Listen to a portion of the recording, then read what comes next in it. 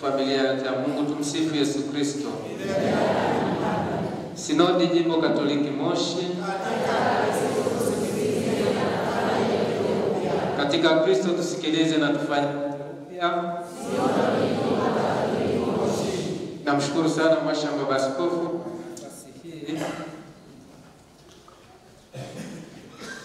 na ninaomba moja kwa moja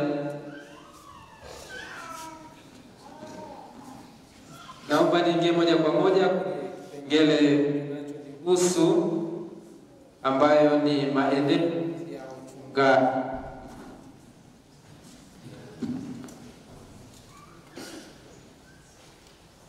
Maeneo ya uchungaji.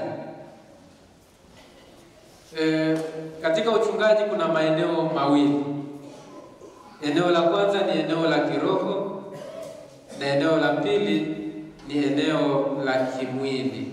Manake huduma ya uchungaji inahusisha mambo ya kiroho na mambo ya nini? Ya kimwili. Mambo ya kiroho ni uinjilishaji, katekesi, maadhimisho ya liturujia takatifu. Na upande wa kimwili ni mambo ya elimu, afya pamoja na uchumi. Kwa hiyo uchungaji unahusisha yote. Na tunaweza tukayaweka kama mimi nilivyosimama hapa, si ndio? Kwamba uchungaji uko ufananisha na mtu mwenye mikono miwili. Mkono wa kulia na mkono wa kushoto. Mkono wa kulia mambo ya kiroho, mkono wa kushoto mambo ya kimwili, na yote yanawasiliana, si ndio? Kunakuwa na mawasiliano. Na ninaomba nianze moja kwa moja na eneo la kiroho. Eneo la kiroho tumesema ni uinjilishaji. Na uinjilishaji niombe kujikita katika haya yote matatu niliyoyataja yanafungamana. Lakini uinjilishaji unaingia katika maisha zaidi. Maisha, namna tunavyoishi. Ninavyoishi zile fikra za kimungu, yale ambayo tumejifunza katika uchungaji. Ninaishi namna gani katika familia, katika jumuiya, katika kanisa, katika kazi ninakofanya huko, namna ninavyoishi, kwenye maadili, kwenye imani yangu ninaionyesha kwenye maisha yangu ninavyoishi. Imani yangu inadhihirika kweli kwamba mimi ni Mkristo Mkatoliki. Kwa hiyo tunaweza tukainjilisha kwa maisha yetu. Kama baba pale kwenye familia, kama mama, kama mtoto, ninavyoishi. Mtu akinitazama anaona kweli huyu ni Mkristo Mkatoliki, ana imani thabiti kwa Mungu. Maadili yake, anavyotenda, anavyoongea, fikra zake zinaelekea mambo ya kimungu, yanaelekea kwamba huyu kweli ni Mkristo Mkatoliki. Tunaweza tukainjilisha kwa maisha namna hiyo, kama Kristo ambaye ni mchungaji mwema, mchungaji mkuu, kwa maisha yake alivyotuonyesha namna ya kuishi. Na ni hivyo. Eneo la pili ni katekesi ya kina. Kwamba katekesi ni jukumu la wadau wote, ambao tumesema wadau wa uchungaji ni waklero, watawa, hata uinjilishaji ni wadau wote, si ndio? Kwamba maisha ya mklero lazima yaonyeshe uhalisia wa maisha yake, namna anavyoishi. Ni mtu wa sala, mtu wa maadili mema, ni mtu wa neno la Mungu, ni mtu wa maadili. Mtawa kadhalika ni hivyo hivyo, aonyeshe kwamba yeye ana nadhiri za usafi kamili, aonyeshe katika maisha yake. Na hivyo hivyo waamini walei, mwanandoa, aonyeshe katika maisha yake ya kuishi, wanavyoishi. Hata watoto wakitazama baba na mama wanavyoishi, wanajua kwa kweli hapa nina mfano wa kuiga katika maisha yangu ya baadaye. Kadhalika katika katekesi ni jukumu la wadau wote kufundisha unabii, kufundisha katekesi. Tunafundisha nini? Kufundisha sala, si ndio? Na sisi tulifundishwa kusali, si ndio? Kila mmoja ana wajibu, wadau wote wana wajibu wa kufundisha kusali. Wadau wote wana wajibu wa kufundisha neno la Mungu. neno la Mungu, ile misingi ya imani, sala, neno la Mungu, maadhimisho ya sakramenti, kufundisha amri za Mungu. Ni wajibu wa kila mmoja wetu. Waklero wana wajibu wa kufundisha watu kusali, namna ya kusali, katekesi ya sala, katekesi ya neno la Mungu, namna ya kusoma neno la Mungu na kulitafakari, katekesi ya kuziishi vizuri amri za Mungu, lakini pia katekesi ya namna ya kuadhimisha sakramenti mbalimbali. Tunafundisha mafundisho ya komunyo, mafundisho ya kipaimara, mafundisho ya ndoa, mafundisho ya sakramenti ya kitubio na kadhalika. Hiyo ni katekesi ambayo ni wajibu wa wadau wote kufundisha. Kwa tunapokuwa katika uchungaji kutoa huduma, basi tunakuwa tunafundisha, tunahakikisha watoto wetu, tunahakikisha kila mmoja tunayokutana naye anafahamu sala, kusali, anafahamu mafundisho ya dini ambayo yanatusaidia kwenda kuadhimisha vyema maadhimisho ya sakramenti takatifu. Lakini pia kuna maadhimisho ya liturujia. Hizi mbili, uinjilishaji na katekesi. Hapo manake tunafanya nini? Tunajiimarisha, si ndio? Tunajipa elimu, si ndio? Tunajiimarisha kwa uinjilishaji na katekesi. Kwa Kiingereza wanaita to interiorize, si ndio? Sasa katika maadhimisho ya liturujia, yale ambayo sasa tumejifunza katika uinjilishaji, katika katekesi, tunayaonyesha waziwazi sasa, exteriorize. Sawa? Sasa tunaadhimisha. Uchungaji ni kuadhimisha. Uchungaji ni kufanya nini? Ni kuadhimisha.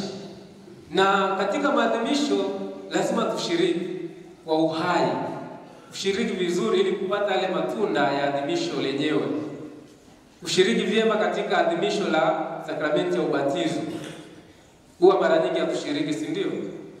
Hatuji, tunasema ni watoto wanabatizwa wabatizwe, lakini tunapaswa kushiriki na sisi tupate matunda, tujikumbushe na sisi wajibu ambao tuliupata wakati wa ubatizo, si ndio?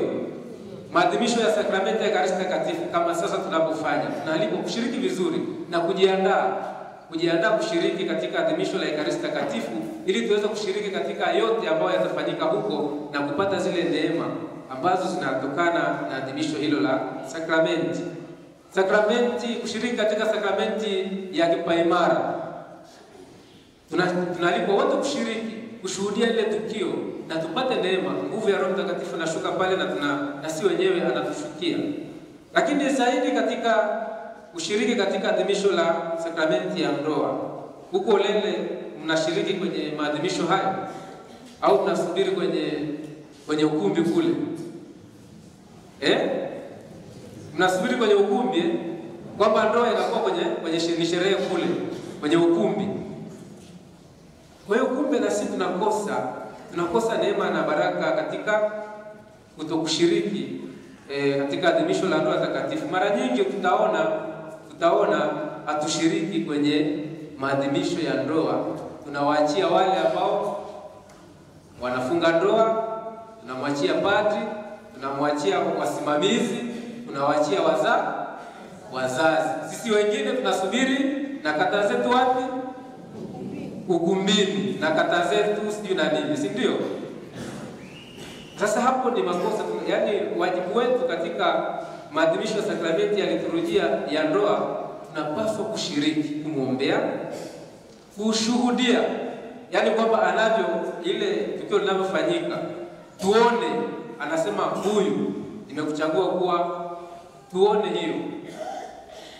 Lakini mara nyingi utatukuta tunasubiri kule. Kwa hiyo hilo pia tunatakiwa tuliangalie, kushiriki vyema katika maadhimisho hayo, kushiriki katika sakramenti ya kitubio, kushiriki kwa uhai katika hiyo sakramenti ya kitubio. Kwa hiyo ni sehemu ya uchungaji.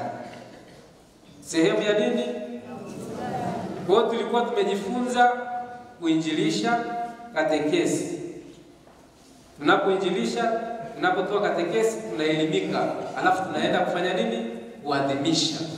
Tunaenda kufanya nini, wapendwa?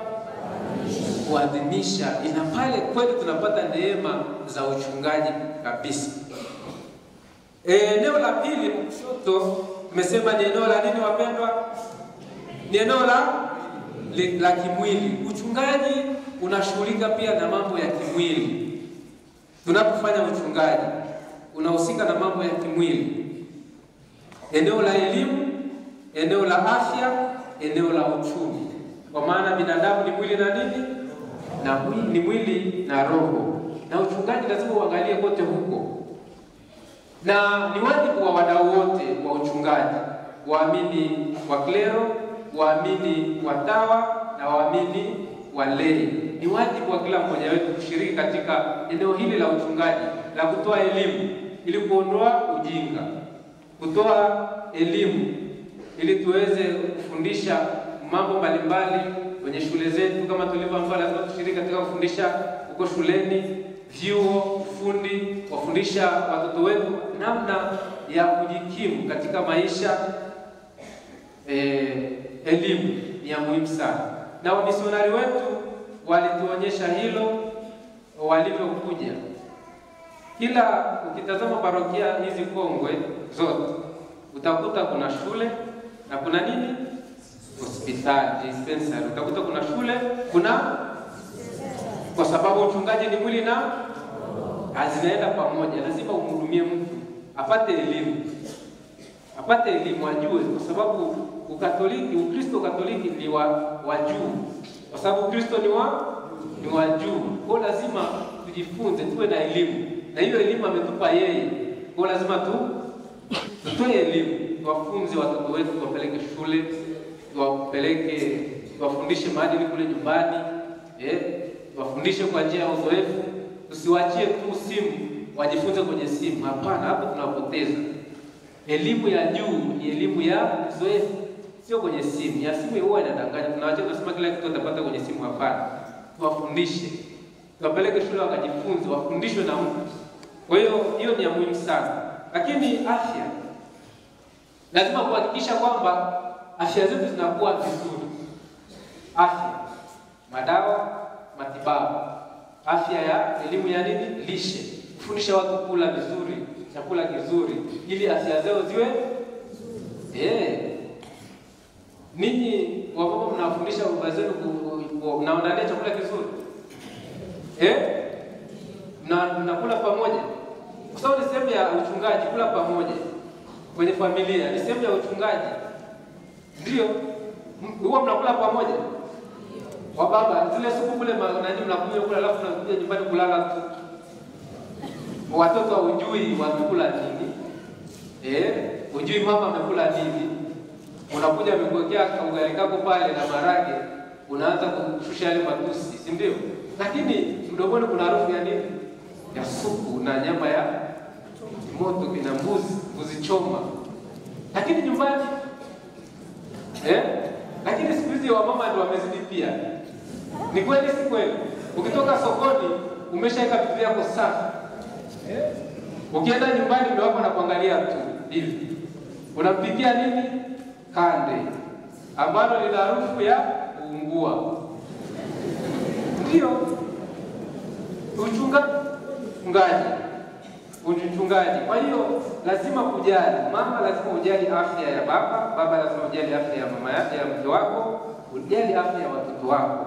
Hakikisha wanakula vizuri ili wapate afya nzuri ya kuendelea kufanya nini? Kutumikia. Kwa hiyo ni wajibu wa kila mmoja, wadau wote, waamini wa klero, watawa na waamini walei. Uchumi.